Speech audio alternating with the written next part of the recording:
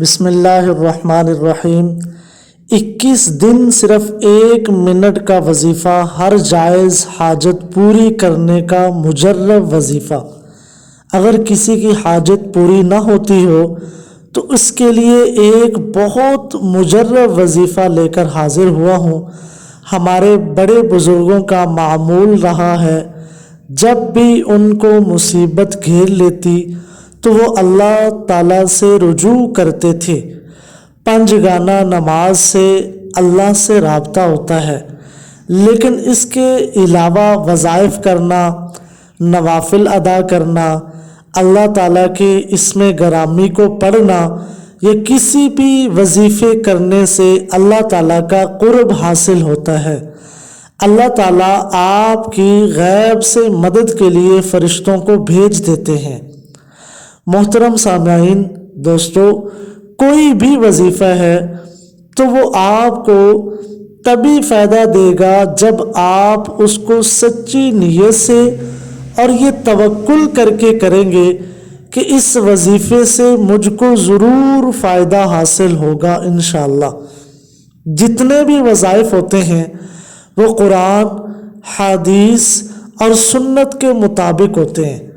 کوئی وظیفہ یا عمل نہ کیا کرے جس میں کسی غیر اللہ سے مدد مانگنے کی کوئی بھی چیز شامل ہو۔ یہ وظیفہ جو آپ کو بتانے لگا ہوں، اس سے آپ کی کوئی بھی جائز حاجت ہے، چاہے وہ شادی کی ہو، اچھی نوکری کی ہو، بچے کا اچھے اسکول کا داخلہ ہو، اولاد کی ہو یا کسی بھی قسم کی حاجت ہو، اگر وہ حاجت جائز ہے تو انشاءاللہ اللہ کے حکم سے ہر حاجت پوری ہو جائے گی۔ آپ ایک وقت میں ایک ہی وظیفہ کیا کریں، اس سے زیادہ وظیفہ نہ کیا کریں۔ اگر آپ سچے دل سے کریں گے، انشاءاللہ کسی کے وظیفے سے آپ کا کام بن جائے گا۔ یہ وظیفہ بہت ہی چھوٹا سا ہے، اس میں اللہ تعالیٰ کا نام شامل ہے اور قرآن پاک کی چھوٹی سی آیت بھی شامل ہے۔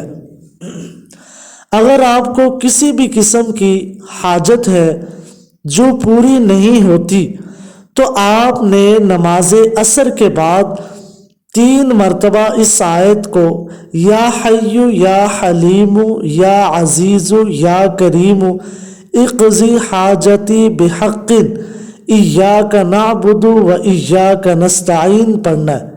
یہ آیت نہیں ہے بلکہ اس میں اللہ کے نام بھی شامل ہے۔ اگر آپ نے وضو نہیں کیا تو تب بھی آپ پڑھ سکتے ہیں۔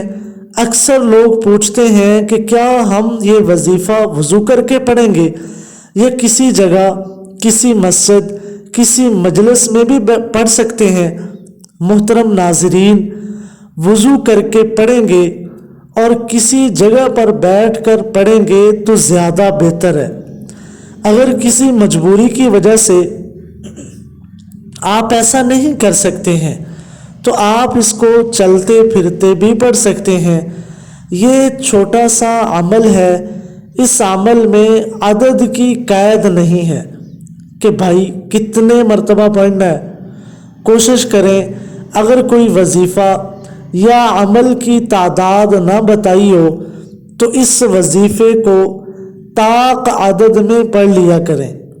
اس عمل کو آپ نے لگاتار 21 دن کرنا ہے، اس میں کوئی ناغہ نہیں کرنا۔